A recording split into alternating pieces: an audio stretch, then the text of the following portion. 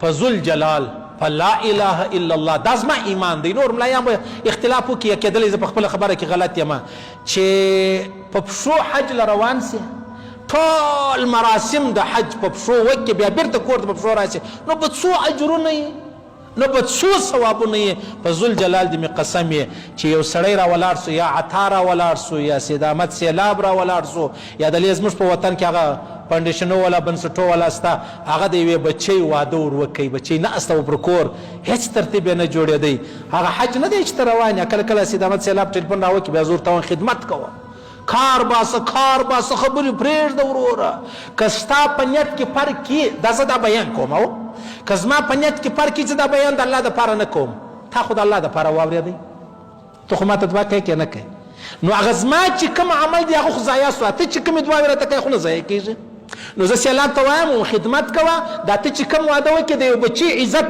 د نامه دپاره دې وکړې پروا نه د نامه دپاره هغه د بچي عزت چې دې ور بچاو کړې د بچي عزت چې دی هغه محفوظه سو بیا هغه به تا ته دعا وکړي نو هغه ضایع کېږي نه ضایع کېږي. او په ذل جلال دې مې قسم په پښو حج لره ولاړ سئ دونه غټ سوال لکه دا زه وایم هر څوک ما سره په هېڅ پروا نه لري که څوک مولوي صاحب ته درواغ وایه پر دواړو سترګو ستا فکر دغه دی زما فکر دغه دی که ته ورته خلاف وایې د شریعت خلاف کوې نه شریعت خلاف نه کوم دا زه خپل ایمان در ښیم دا د انسانیت بقا در ښیم. یو بچی په کور کې نازه ده اته کاله کېږي واده یې کار نه جوړېږي خاوند یې مزدور دی اوس څه چم کوې خبرې به راښایاست نه دا څه څه ملایان یې څه دا صوفیان دی لږ قچش په بزرګي دا خو را ماته خبرې راښایي خبرې به نه راښایاست خبرې به دونه خبرې چې وکئ ته په حجرو کې ناست په کوټو کې ناست خبرې کوئ دومره خبرې وکئ لکه زه چې پر میډیا او پر دنیا کوم بیا زما په خبرو کې راست ته 15 ورځې وکړه زما هغه 115 ورځې راواخله چې ستا په خبرو کې زه څو نقصونه راباسم. تر ټولو زما بابا به ویل تر ټولو اسانه شی چې د هغه اعتراض دی تر ټولو اسانه شی ما ته څوک وایي مولوي صاحب تا تور کالي ولې اغوستي دي دا خو نو ملایان مالدام په دې تور کالي اغوستي دي دا خالي و تا در ښکاره کوم چې موږ ته غلامان نه یو چې مولوي صاحب ستا دپاره سپین کالي ته که لڅ ګرځېدې موږ به تا ته څه نه وایو تا که پیسې شوه کړي وي د دوژخ پر اور موږ به تا ته څه نه وایو تا که تنګ پتلون اغوست موږ به تا ته څه نه وایو مولوي صاحب که تور کالي وکړو مولوي صاحب داسې د بادشي ژوند تېروم د هېڅ چا په قصه کې نه یو